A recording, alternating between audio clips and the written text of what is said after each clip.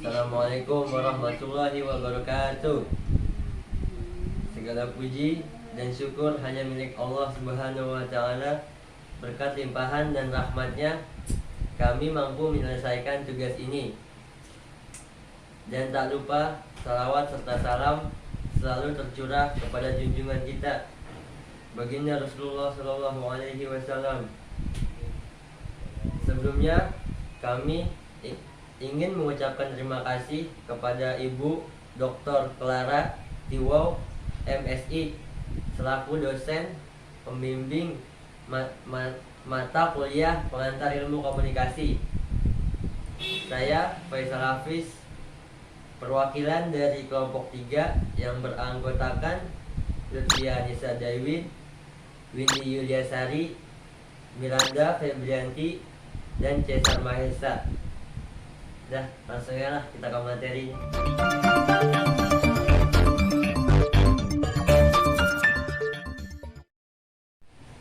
Sejarah teori keheningan. Teori spiral keheningan ini telah dikembangkan oleh Elizabeth Noelle Neumann 1973 dan 1980, yang merupakan sosiolog, pakar politik, dan jurnalis Nazi Jerman yang membenci Yahudi dan mendukung Hitler. Dalam pendapatnya, Neumann menjelaskan bahwa teori spiral keheningan merupakan upaya untuk menjelaskan opini publik dibentuk, dan teori ini hanya berfokus pada opini publik semata, bahwa banyak dari populasi menyesuaikan perilakunya pada arah media. Teori ini telah dinyatakan sebagai dasar yang penting dalam mempelajari kondisi manusia. Neumann 1993. Teori ini dan terinspirasi ketika ia berada di lingkungan Nazi pada masa itu, yang mana banyak orang yang merasa terisolasi opini-opininya ketika mereka ingin mengemukakan pendapat mereka. Sehingga tak salah jika banyak orang yang mengalami spiral keheningan ini mencari dukungan melalui media massa. Pengertian teori spiral. Spiral merupakan salah satu teori komunikasi massa. Teori keheningan ini bisa disebut sebagai spiral of silence theory atau teori spiral kesunyian. Secara bahasa, spiral keheningan diambil dari kata spiral yang berarti suatu peraturan lingkaran, dan keheningan yang berarti sunyi. Sebenarnya teori ini merupakan salah satu dari teori komunikasi politik. Dalam ilmu komunikasi, teori keheningan adalah salah satu dari teori komunikasi massa, di mana seseorang memiliki berbagai isu, namun terdapat keraguan dan ketakutan untuk memberikan opininya karena merasa terisolasi, sehingga opini tidak bersifat terbuka atau tertutup. Materi 2, asumsi mengenai opini. Dalam teori spiral keheningan, tidak selalu mengalami keminoritasan. Teori tersebut bisa saja terjadi mayoritas ketika ia mendapat dukungan dari media, yang mana media menonjolkan sudut pandang tertentu dengan kesesuaian opini pada suatu topik. Namun, media pun tidak sembarangan mendukung suatu opini. Mereka melihat opini tersebut layak untuk didukung atau tidak. Teori ini pun sebenarnya masih merujuk pada disiplin ilmu sosiopsikologi, karena tentang situasi kemasyarakatan dan faktor kejiwaan manusia. Hal ini sangat menarik bagi masyarakat karena terdapat penyetaraan sosial, karena pada dasarnya seseorang pada umumnya selalu menghindari dari keterpurukan dan keterasingan dalam bermasyarakat. Teori spiral keheningan ini pada hakikatnya tergantung pada opini yang dipikirkan dan diharapkan dari seseorang. Teori ini pun hanya terdapat dua asumsi, yaitu opini yang diterima atau opini yang tidak diterima oleh masyarakat. Dan asumsi yang kedua yaitu menyesuaikan diri dengan persepsi yang ada pada suatu opini. Satu, komunikasi menurut para ahli. Kedua, komunikasi antar budaya. Dan ketiga, komunikasi politik. Severin dan Tankard tahun 2001 pernah berpendapat bahwa manusia dianggap memiliki indera semi statistik atau quasi statistica sense yang digunakan untuk menentukan opini dan cara perilaku mana yang disetujui atau tidak disetujui oleh lingkungan mereka, serta opini dan bentuk perilaku mana yang diperoleh atau kehilangan kekuatan. Opini pun tidak harus disampaikan secara lisan. Bisa melalui tanda dengan cara menempelkan stiker di berbagai tempat atau memasang pamflet tentang opini kita melalui suatu area.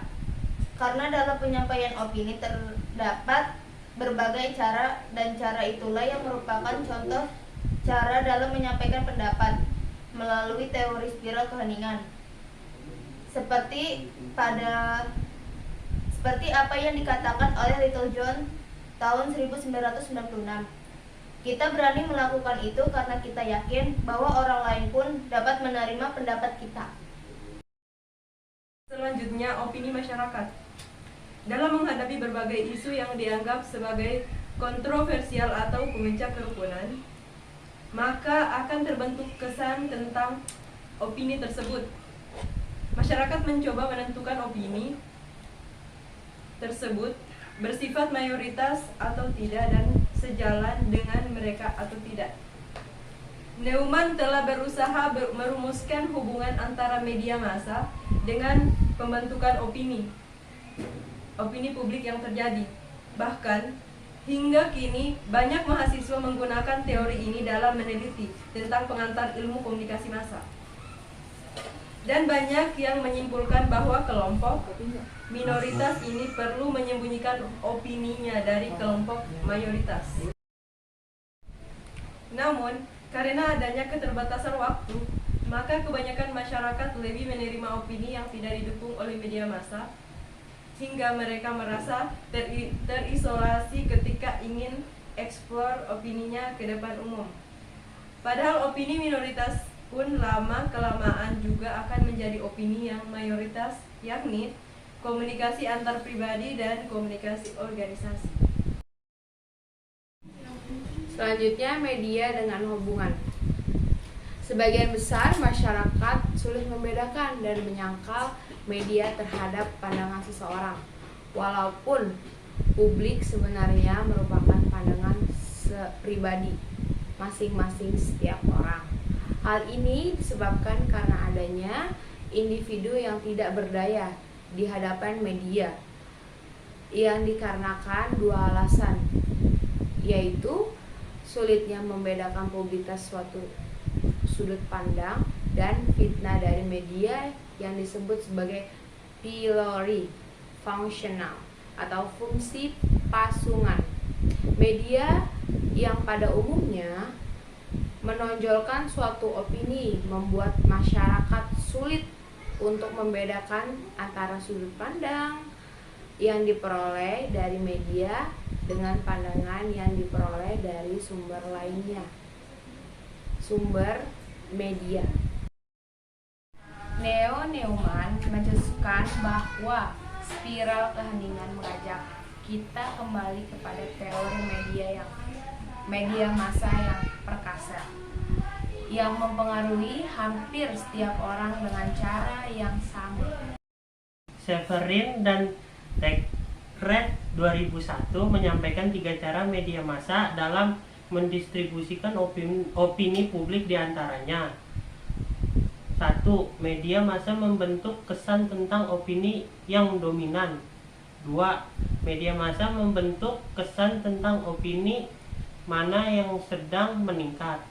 3. Media massa membentuk kesan tentang opini mana yang dapat disampaikan di muka umum tanpa menjadi tersisih.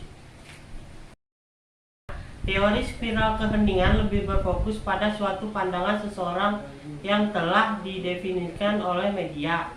Pada umumnya, kebanyakan orang akan memilih diam ketika merasa berbeda di lingkungan minoritas dan merasa pendapat mereka telah dibatasi, karena mereka merasa enggan untuk menyampaikan pendapat mereka dan takut dikucilkan. Sedangkan orang yang memiliki sudut pandang mayoritas akan lebih banyak bersuara dan berkoar. Seperti halnya begini, ada si A yang berpendapat bahwa bumi itu datar dan si B berpendapat bahwa bumi itu bulat. Namun selama ini kebanyakan orang menganggap bahwa bumi itu bulat, sehingga si B lebih mendominasi untuk bersuara dan si A lebih memilih untuk diam karena takut dikucilkan oleh orang lain. Sekian dan terima kasih dari kelompok 3 mempresentasikan teori spiral keheningan. Assalamualaikum warahmatullahi wabarakatuh.